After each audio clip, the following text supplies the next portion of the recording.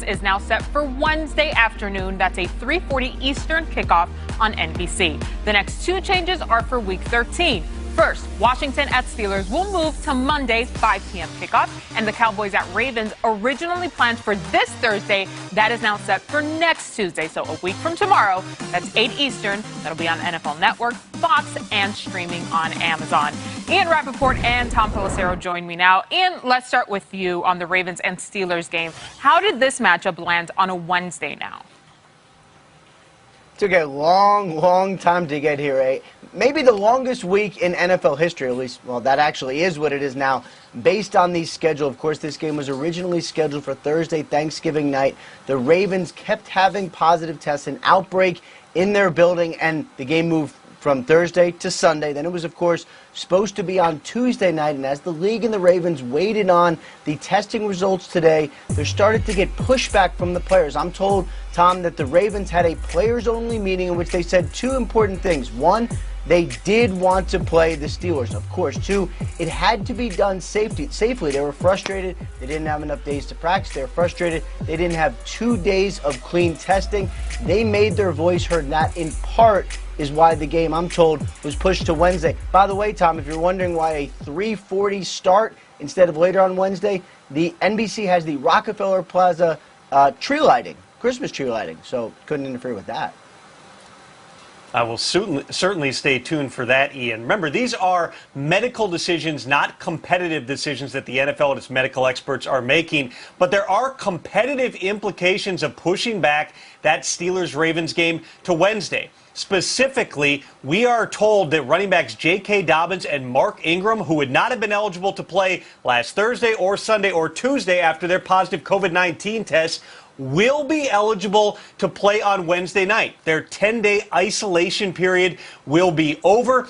These decisions, again, were made based upon trying to get another day's worth of COVID-19 testing results back, also allowing the Ravens into their facility. They're going to have a walkthrough tonight. They'll be able to practice tomorrow, try to avoid some of the muscle strains and sprains you might get after a longer layoff. That's why they pushed the game back to Wednesday, but certainly a big boost for Baltimore entering a big game at a time that still will be without about a dozen players, including their quarterback, Lamar Jackson, MJ. All right, Tom and Ian, stay with me because, of course, we have more changes to talk about. The 49ers are going through a different type of COVID-related move, one that seemed to be unexpected for the team. So the Niners tweeted this photo of the field at State Farm Stadium in Glendale, Arizona, where they will be playing their next 2 home games. It's a move running back Raheem Mostert says makes a hard season even more difficult. For me, personally, it's been a struggle, not having my little family. Sorry if I get a little emotional, but it's really tough, and I miss them so much. And it's a fight out here every day. You're fighting for your life, and I just want people to understand that. It's just not football players. It's the whole organization. It's everybody. People have to make sacrifices out here, and I sacrifice to leave my family behind so that way I can make a living for them. Yeah, so that's all I gotta say, really. Tom, I'll start with you here. How did the 49ers end up in Arizona, and how long will they be there? Well, the 49ers had to quickly begin exploring their options after Santa Clara County handed down new restrictions that included a 3-week ban on contact sports. Now, 49ers coach Kyle Shanahan made abundantly clear after yesterday's game that they were not happy. They'd been trying to work with the county as a partner, and then they found out while they were on a plane for yesterday's game that they were going to have to move. So they worked quickly with the NFL as well as with the Arizona Cardinals to find a temporary home. That's where they will play Week 13 and Week 14 in Glendale at the Cardinals Stadium. Owner Jed York of the 49ers even took to Twitter to thank Michael Bidwell and the Cardinals for making what has to be an unprecedented accommodation for a division rival here on short notice. Yeah, and Tom, there still is the possibility that the 49ers are able to return home for Week 17, their finale of the season. Remember, this is a 3-week order, so at least that door is still open. And one other part of this, where will the 49ers practice? Of course, just like they're not allowed to play in Santa Clara County, they're not allowed to practice either. My understanding is the tentative plan right now is to head down to Arizona for that as well. Stay in a hotel near the stadium, practice on the fields there, playing the games and hopefully for them be able to get back home after that. Meanwhile, another COVID situation, guys, we have been following. The Denver Broncos, who you may have heard didn't have any quarterbacks, had to start a practice squad receiver named Kendall Hinton on Sunday. The band is getting back together. The Broncos quarterbacks, including starter Drew Lock, expected to be cleared, believe, tomorrow from the any COVID restrictions. They were deemed high-risk close contacts. So next week for the Broncos game, they will at least, as of right now, have a quarterback. Oh, my goodness. You guys have been very, very busy today. We appreciate every single update. Ian and Tom, thank you. All right, let's take a look in at our Monday night game. Carson Wentz warming up ahead of tonight's game against the Eagles there against the Seahawks. All eyes on this QB. A lot of questions around Philly's QB, of course. Our QB, David Carr, joins me now. We will be getting into that Carson Wentz discussion. David, don't you worry. That's a little later on in the show. But first, I want to know what it is you're really looking at in this specific matchup between the Seahawks and the Eagles. Well, the Seattle Seahawks are starting to find their stride, and they tend to do this almost every season. They slowly ramp up, and there were questions about their defense early on. What was happening there? Carlos Dunlap has been added. He has 3.5 sacks in 3 games. Jamal Adams leads the team in sacks with 5.5, and it looks different. They're not the Seattle Seahawks that we're used to. They don't just play one defense. They're all over the place. Jamal Adams is up at the line of scrimmage. They're attacking and aggressive, and that has led to some big-time points for the other team as they find their stride, but they're starting to figure it out. And they turned into one of their better performances this last week. So now you fast forward, to where we are now tonight. And I think that takes a lot of pressure off Russell Wilson. I think before he was really trying to make plays and force the issue. He was turning the football over, not playing like his normal self. And I think if this defense can start to, give him a little bit of confidence, he maybe doesn't feel like he has to do as much anymore. And then he can just let the game come naturally to him. Chris Carson coming back is obviously going to be a big help. But DK Metcalf, he's clearly has developed a great relationship with him. So facing the Eagles tonight, obviously they're going to do well on offense. They're going to move the football. He's going to make his plays. But we'll see what it is on the other side. I mean, with that Carson Wentz and Jalen Hurts thing, that thing could go anywhere. We just got to kind of stay tuned and see what the Eagles have in store. Our producer Aisha said earlier, how everyone's looking at the Seahawks. Just watch the Eagles come back and do something. I'm not saying that's going to happen, exactly. But let's keep an eye on it. David, thanks. All right, and while we wait for more game action tonight, let's take a look back at the Chiefs and Bucks, our Total Access Game of the Week. Mahomes wants the long ball downfield. It's a caught ball by Tyreek Hill. Touchdown, Kansas City Chiefs. Downfield toward Hill. Makes the catch at the 15 to the 10. Zigzags his way into the end zone. And Hill does a flip of reverse somersault. Going to Ronald Jones. High stepping it down the sideline. Touchdown. Mahomes goes toward the end zone. The caught ball. Touchdown, Kansas City Chiefs. My goodness. Help is on the way. Brady takes the snap. Drops, looks, throws the ball down the far sideline. It is intercepted, picked off at the 10-yard line. The pupil is turning into the teacher. Left ourselves a big deficit to start. Going to get back to work and try to do a lot better job the last quarter of the season. We played well enough to win. That's the great thing about football and the NFL is you build and try to execute and be the best at the end of the season.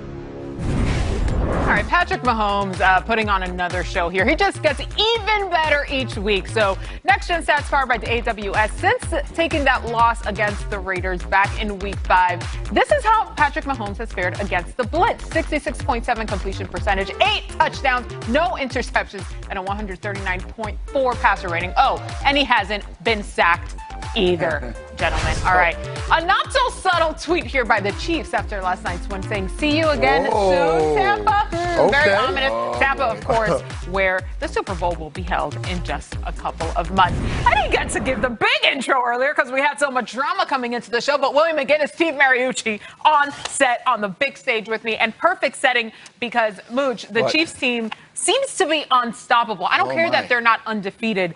I feel like they make me fall in love with the game every single week. MJ, I don't know how you chose that Next Gen Stats there against the blitz, because you could have showed no blitz, inside the pocket, outside the pocket. He's great at everything, right? And, to watch these guys, I just sit there and marvel because we've seen greatest show on turf. We've seen some great offenses, right? But, man, this is so much fun to watch. It is. Patrick Mahomes had 359 yards passing at halftime. I thought for sure he was gonna break the record, of Norm Van Brocklin in 1951. Willie and I was not there for that. But we had Tyreek Hill had 200 yards in the first quarter, and then Travis Kelce, amazing tight end. Tyreek Hill and Travis Kelce ranked number 1 and number 2 in receiving yards in the National Football League. And you know when that last happened? Back in 1980. Willie, you were just a toddler back then. Was I born in The San Diego Chargers, yes you were, the San Diego Chargers, remember them with Dan Fouts, John Jefferson, and Kellen Winslow were 1 and 2 in the National Football League. This offense is a lot of fun. And you know what? Tampa had to play against them. Oh, boy. They did, and it was 27-24, and the game looked a little bit closer at the end, but it wasn't really that close. First of all, Tyreek Hill, double team him, okay? One-on-one with a backup quarterback, you can't do that. All right, now on the Bucs side, when you look at the offense and how everybody's talking about this continuity and the flow and being fluid and all those different things, is 18 of 65 in the deep passing area, okay? If teams know that you're going to throw the ball down the field, and this head coach loves to do that, what are they going to do, Coach? They're going to go too high safety. Sure. Second highest in the league that teams facing them on defense are playing too high. Now, I don't know if it's a system conflict where a coach and OC wants to throw the ball downfield or they're forcing the ball downfield, but you got to understand what Brady's bread and butter is. It's throwing the ball where you let him, where you allow him. He's going to take advantage of the holes. You can't force certain things, okay? He'll take a 5-yard, an 8-yard. He has a time clock in his head. He wants the ball out of his hands. He doesn't want to sit back in the pocket for 4 seconds till the deep routes develop. Now, if there's a team that's giving up the deep pass and they're playing single high and he sees the matchup, they're going to attack that, okay? It should be game specific. Don't force a system on players because that's what you want to do. Build your system around the players and where they have the most success. And those plays will open up at some point. But make them pay underneath until that happens. Okay, Willie, but it sounds simple in theory, not so much so in The man has 6 Super Bowls doing it.